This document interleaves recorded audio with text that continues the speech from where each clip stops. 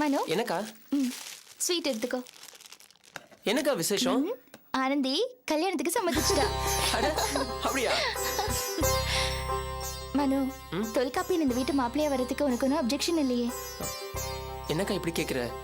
இந்த வீட்டை பத்தி முழுசா அக்கறை உள்ளவ நீதான். தொல்காப்பியனை பத்தியும் உனக்கு தான் தெரியும். நீ என்ன சொன்னாலும் சரிதான்க்கா. தேங்க்ஸ் மனோ. அம்மா அம்மா ஸ்வீட் எடுத்துக்கோமா. வேண்டாம் அபி. அம்மா கொஞ்சம் எடுத்துக்கோமா, உடம்புக்கு ஒன்றும் ஆகாது. வேண்டாம் அபி. இத பாரு, கொஞ்சம் சாப்பிடுமா. உடம்புக்கு ஒத்துக்கலைன்னு நான் ஸ்வீட்டை மறுக்கல. பின்ன எனக்கு பிடிக்கல. என்னம்மா, உனக்கு பிடிக்குதோ பிடிக்கலையோ ஆனந்தி மேரேஜுக்கு ஒத்துக்கிட்டா. அதை செலிப்ரேட் பண்றதுக்கு தானே ஸ்வீட் கொடுக்குறேன். கொஞ்சம் எடுத்துக்கம்மா. அபி, எனக்கு இந்த கல்யாண ஏற்பாடே பிடிக்கல. அதான் ஸ்வீட் வேண்டான்னு சொல்றேன்.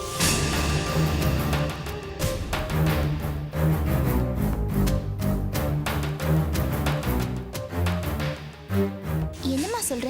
இந்த கல்யாணம் பிடிக்கலையா? இந்த ஏற்பாடெல்லாம் இதோட நிறுத்திடு அபி. ஏம்மா, என்னாச்சு? எனக்கு பிடிக்கல. அப்படி சொன்னா எப்படிம்மா? எதுக்காக உனக்கு பிடிக்கல? அபி, இத பத்தி நான் விரிவா பேச விரும்பல. எனக்கு பிடிக்கலன்னா தயவு செஞ்சு விட்டுடு. அது எப்படிம்மா முடியும்? இதுக்கு முன்னாடி கேட்கும் போது இதுக்கு நீ மறுக்கலையே. அபி, உன்கிட்ட விவாதம் பண்றதுக்காக இப்படி பேசல. சொல்றது கேளு. அப்படி இல்லம்மா, இது ஆனந்தியோட லைஃப். நம்ம ஏதாவது முக்கியமான முடிவு எடுக்கணும்னா அதை பத்தி பேசிதானே ஆகணும். அப்ப நான் சொல்ற மாதிரி முடிவிடு. இந்த பேச்சு இதோட விட்டுடு. ஏம்மா பிடிவாதமா பேசுற? எதுவா இருந்தாலும் வெளிப்படையா பேச. அபி, ஆனந்தி எனக்கு மகதானே. அவ வாழ்க்கை நல்லபடியா அமையணுங்கிற அக்கறை எனக்கும் இருக்கு. அதனாலதான் சொல்றேன், இதெல்லாம் சரி வராது. இந்த கல்யாணம் வேண்டான்னு என் உள் மனசு சொல்லுது. ஏற்கனவே ஆனந்தி ரொம்ப நொந்து போயிருக்கா. அதனாலதான் சொல்றேன், இந்த விஷ பரீட்சையெல்லாம் வேண்டாம். அவளுக்கு வேற மாப்பிள்ளைய பாரு, தாராளமா கல்யாணம் பண்ணி வைப்போம். ஏம்மா, தொல்காப்பி எனக்கு என்ன? எனக்கு பிடிக்கல அபி, அவ்வளவுதான். அம்மா,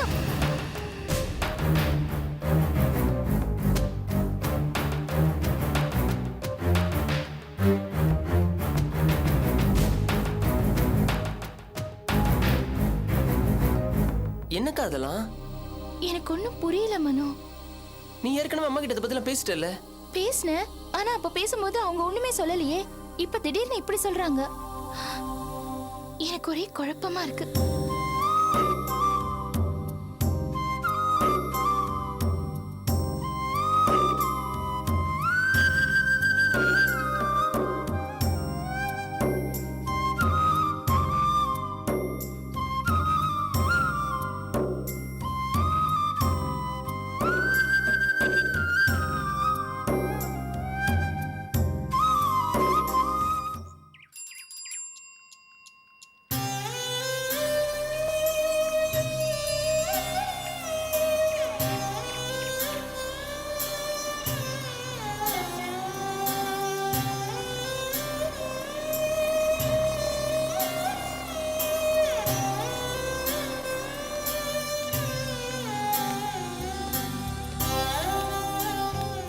வாங்க பெரியவரே வாங்க. என்ன ரொம்ப நாளா காணோம்? கொஞ்ச நாளா வேலைக்கு வரல, நின்னுட்டேன். அதான். பாவம், நல்ல மனுஷனா இருக்கீங்க. எனக்கு தெரியும், உங்க மாதிரி ஆளுங்க அந்த மாதிரி முதலாளிகிட்ட வேலை பார்த்து சமாளிக்கிறது கஷ்டம்தான். மகா கஞ்சனாச்சே சாமி. அது அது அவரோட குணம். அவர்கிட்டயே வேலை பார்த்துக்கிட்டு அவரையே விமர்சனம் பண்றது நல்லது இல்லைல்ல. இப்படியும் ஒரு மனுஷன் கலெக்ஷன் வாங்கிட்டு வர சொன்னாரு. ஆமா, என்ன சோர்வா இருக்கீங்க? உடம்பு முடியலைங்க, நிறைய பிரச்சனை. ஓஹோ, ஒரு நிமிஷம் இருங்க.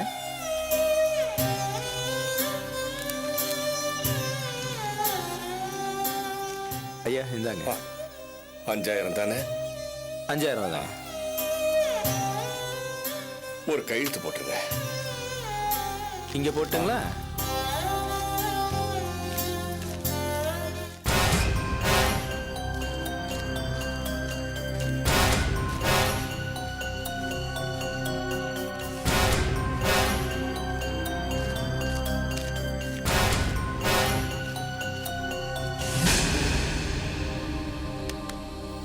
ஐயா சரியா இருக்குங்களா? கரெக்டா இருக்கு. நாளைக்கு ஒரு 10 ரூபா பெரிய நோட்டு தேவைப்படும், கிடைக்குங்களா? சார்கிட்ட சொல்றேன். ஆ அவர் என்ன முடிவு எடுப்பாரோ பார்க்கலாம். சரி வரட்டுமா? ஆ டீ காபி ஏதாவது சாப்பிட்டு போங்களேன். ஒன்றும் வேண்டாம், வரேன். சரியா?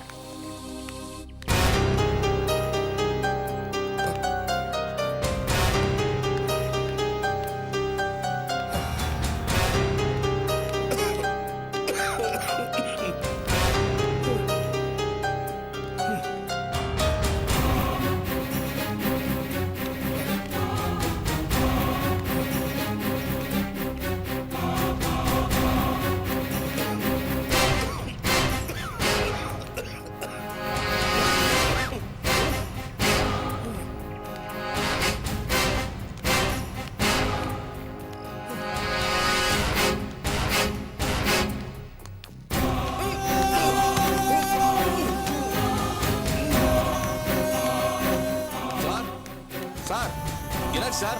சார் என்னப்பா, என்னாச்சு தெரியலங்க, திடீர்னு விட்டாங்க. என்னங்க யாராவது சொல்லுங்க.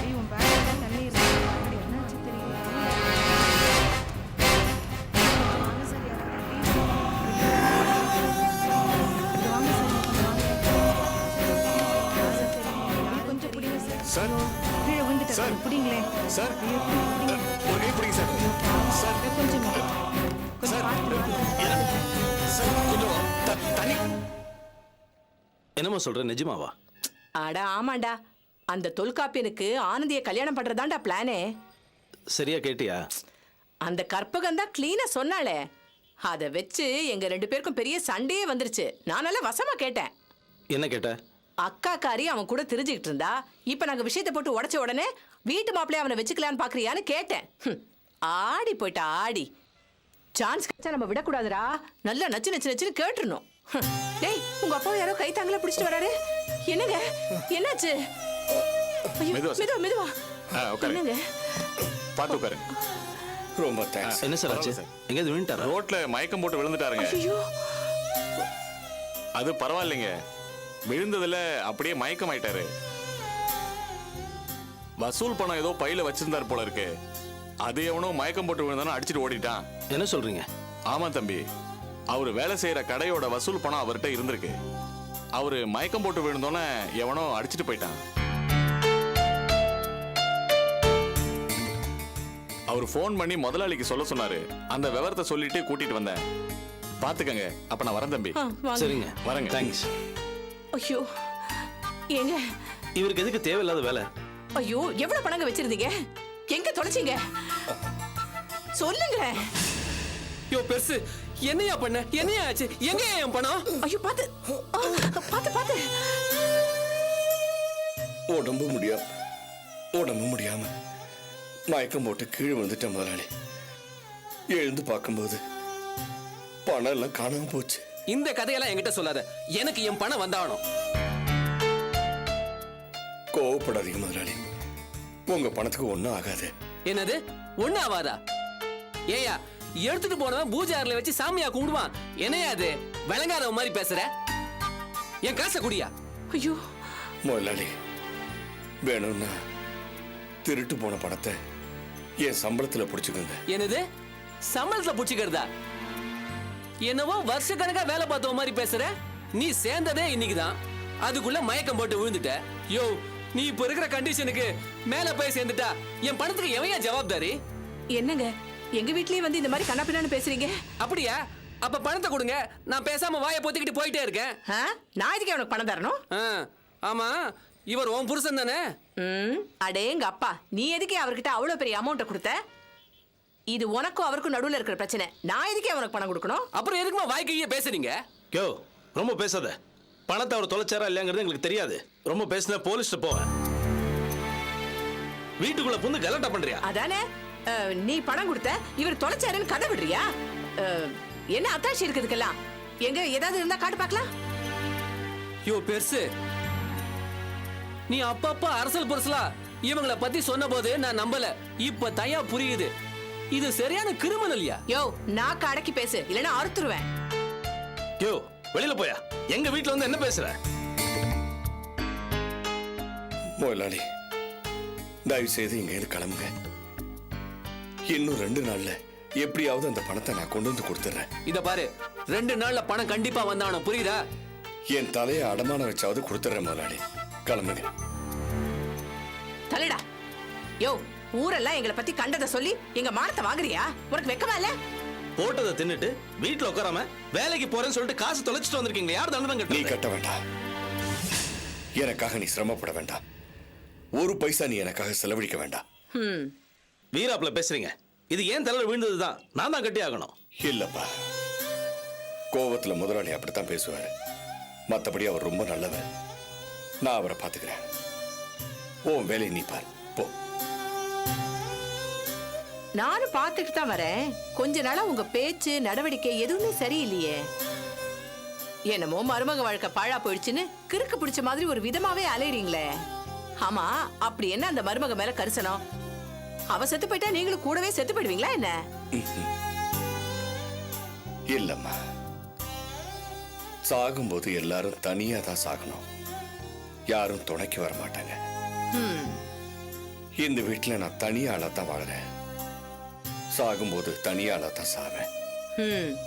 இந்த தத்துவ பேச்சுக்கு ஒன்னும் குறைச்சல் இல்ல. கிறுக்கு பிடிச்ச மனுஷா. ச்சே.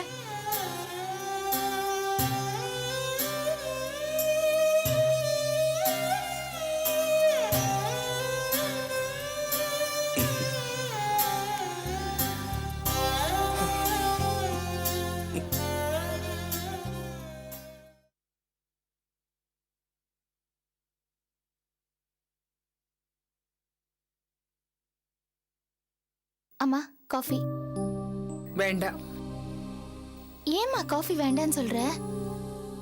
வேண்டாம் அபி. காஃபி வேணுங்கிறப்ப நானே போட்டு குடிச்சுக்கிறேன். நீங்க வேலைக்கு கிளம்பி போங்க. என்னம்மா இது? என்ன ஆச்சு உனக்கு? ஏம்மா இப்படி வித்தியாசமா நடந்துக்கிற? இத பாரு அபி, ஒரு அம்மாவா என் பேச்சுக்கு இங்க சரியான மரியாதை இல்லைன்னா எந்த மூஞ்சி வச்சுக்கிட்டு நீ போட்ட காஃபியை நான் குடிப்பேன். என்னம்மா இப்படி பேசுற? உன் மேல எனக்கு மரியாதை இல்லையா? உளறாதம்மா. நான் உளரல அபி. ஆனந்தி கல்யாணத்துல எனக்கு இஷ்டம் இல்லைன்னு நான் சொன்னேன். அத நீ காதலியே போட்டுக்கல. என் பேச்சு ஏறலேன்னு ஆனதுக்கு அப்புறம் எனக்கு என்ன மரியாதை இருக்கு? அம்மா, தயவு செஞ்சு நல்லா யோசிச்சு பாருமா.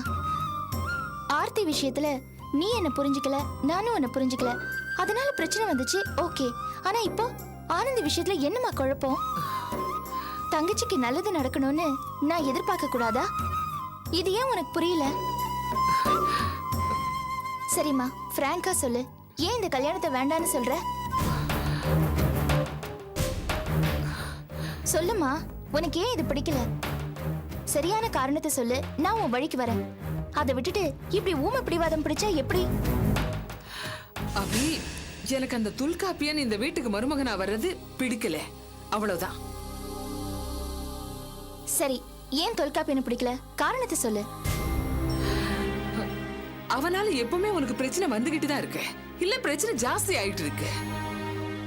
எப்போ அவன் நம்ம வீட்டுக்கு வந்தாலும் அப்ப எல்லாம் ஏதாவது ஒரு பிரச்சனை தான்.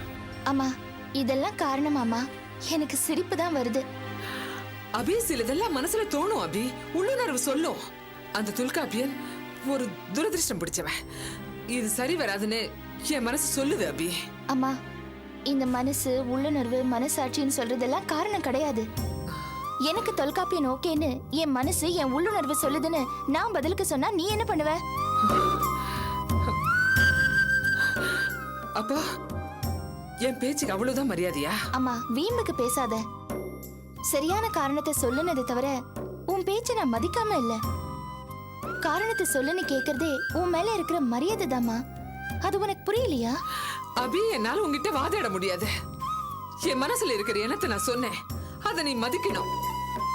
என்கிட்ட விளக்கம் கேட்டு ஆராய்ச்சி எல்லாம் பண்ணிட்டு இருக்காதே. சரிம்மா, நம்மளை விடு. ஆனந்திய பத்தி யோசி. அவளுக்கு ஒரு நல்ல லைஃப் கிடைக்க வேண்டாமா? இந்த ஏற்பாடு அவளுக்கு ஓகே தானே? அவளை நீ ரொம்ப வற்புறுத்தினா அவ என்ன பண்ணுவா? வேற வழி இல்லாம சரின்னு சொல்லிட்டா.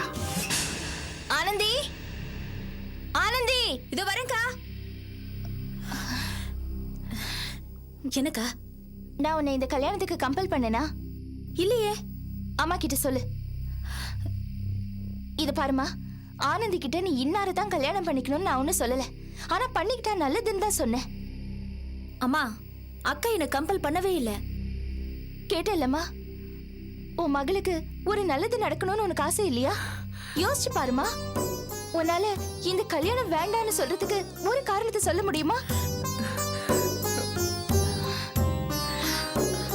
வேண்டக்கா.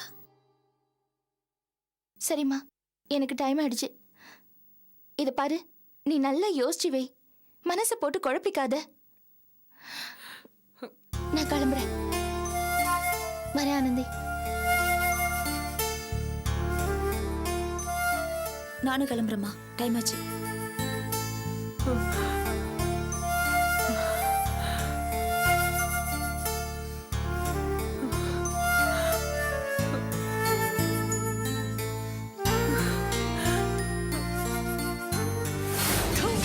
அக்காளுக்கும் தங்கச்சிக்கும் ஒரே ஆள் தான் புருஷன். இந்த அக்கிரமத்தை பாருங்க, இந்த அக்கிரமத்தை பாருங்கன்னு வீடு வீடா கதவை தட்டி சொல்ல தாண்டி போறேன்.